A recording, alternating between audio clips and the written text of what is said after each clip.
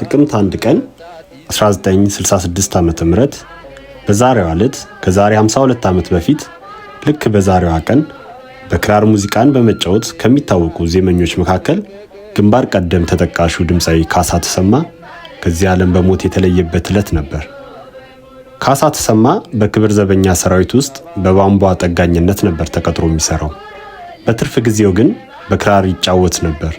የቃኘው ሻለቃ ጦር ወደ ኮሪያ በዘመተ ጊዜ ካሳ ተሰማ በምህንድስና ክፍል በመታቀፍ አብሮ የዘመተ ሲሆን ዘማቹ ሁሉ ወደ ጅቡቲ የሚያደርሰውን ባቡር ሞልቶ ገና ጉዞ ሲጀምር ካሳ ክራሩን አንስቶ ዜማውንና ግጥሙን እዛው በመፍጠር እልም አለ ባቡሩ ወጣት ይዞ በሙሉ እያለ ከጭንቀት ተላቀው ጉዞውን በተረጋጋ መንፈስ እንዲያከናውኑ ረድቷቸዋል።